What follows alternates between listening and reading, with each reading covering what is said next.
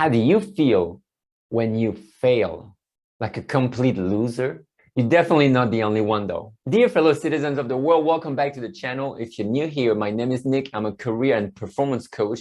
And on this channel, we talk about career mindset and personal growth. Today, we are dealing with failure like real winners. So how do you usually approach failure? Do you think it's the end of the world, or you think it's a necessary step? Yeah, I know. When we fail, we feel like losers. We feel like we want to lose hope and give up on anything that we're trying to do. But why do you think we fail? Well, one thing is that you might not have the proper skills to accomplish what you need to do. It could be technical skills. You're probably not qualified enough, or you haven't learned enough. And then if you don't have the proper skills, obviously at some point, no matter how hard you try, you're not going to be able to accomplish what you need. We also fail just because it's hard to succeed on our first attempt. It is hard to just try something and then suddenly it works. It's great when it does happen, and maybe for simple things it does, but the more difficult the task is, obviously, the more difficult the result is to get.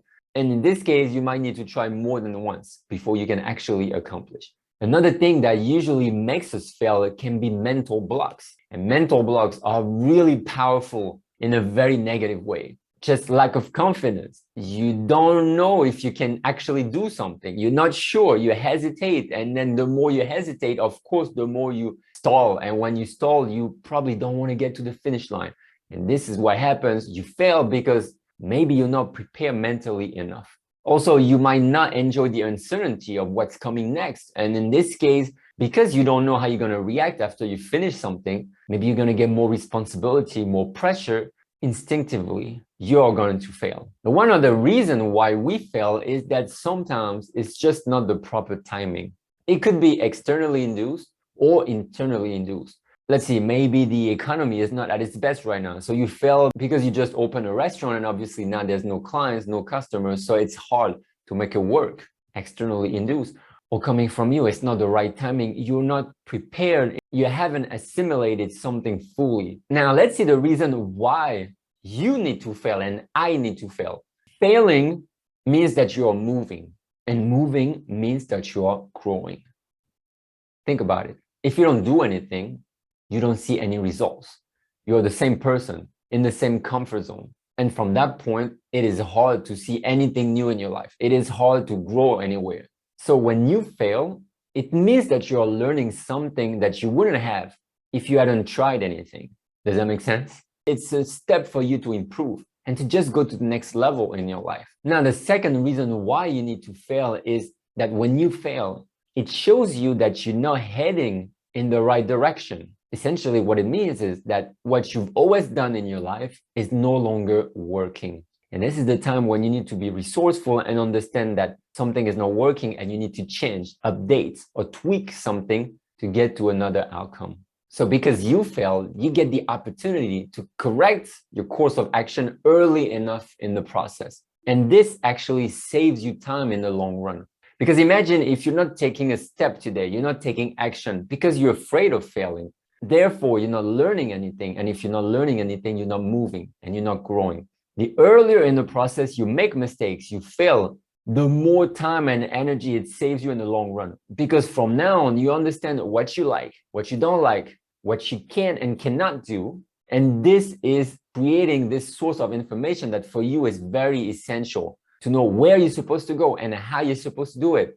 And finally, the third reason why we need to fail is that when you fail, it just makes you stronger to accept that not everything works all the time. And this is the best way to build your resilience. For me, resilience is so important. It's something that I'm still working on because we don't know how much we can endure, how much we can take.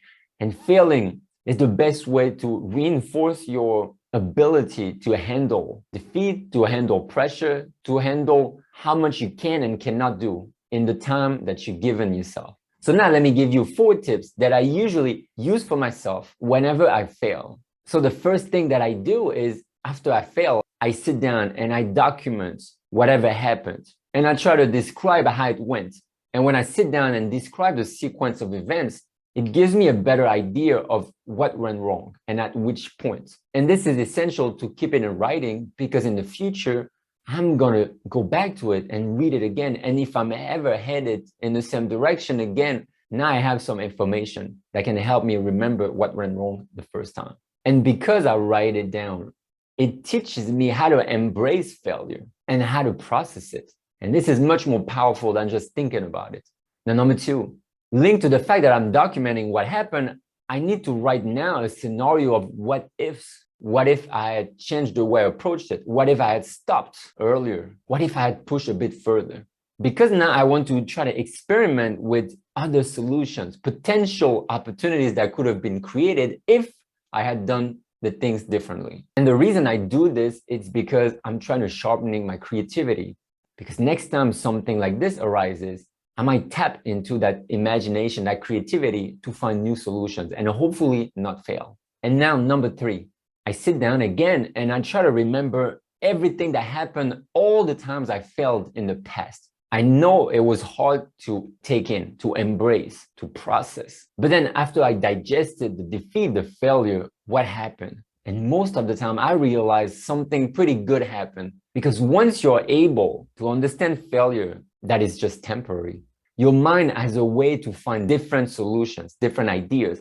And so if I remember every time I failed, whatever came next is usually very positive. It could be different ideas that I had. It could be new perspective on life. And this gave me more energy to continue. And talking about learning, number four is never move away from failure without taking at least one lesson from the whole event, the whole adventure. So whatever happened, just sit down and think, okay, this is the lesson I learned. I'm going to try to keep that in mind for next time so I don't repeat the same mistakes. It has to do with the what if. Maybe I should have done it differently. Maybe I should have used different resources. There's always one takeaway, at least one takeaway from any time you fail. And once you go through these 4 steps, now you're ready to move on. The thing is, when you fail, you cannot be dwelling on it forever. Because if you do, believe me, it's going to be very heavy to carry. And sometimes I've made mistakes, I failed, and I was trying to play the scenario in my mind over and over again, sometimes months, sometimes even years, for job interviews that didn't work out the way I wanted, for business opportunities that I didn't take at the time. And I was trying to play that again over and over. Why? Because I didn't have this structure of these 4 steps that really right now help me move forward much more quickly and much more easily than before. So once you do those 4 steps, close the chapter. Don't forget about it, but don't dwell on the negative feelings. Use it to your advantage to grow further. So what are the 3 takeaways from today's video? Number 1, failure is just temporary. It never lasts, provided that your mind is geared towards taking failure as a lesson, not as a punishment. Number 2, the best way to recover from failure is to have a system in place. And this system is the 4 steps, the 4 tips I just gave you today. When you have this system in place, you make it more automatic and you remove emotions from the process. You just make it systematic and it's easier to follow and move forward. And number 3, failure is essential for you to grow because you learn lessons, you remember them, you apply them in the future. So remember the last time you failed. How did it feel? Did you have a process in place that you could use to move forward after failing?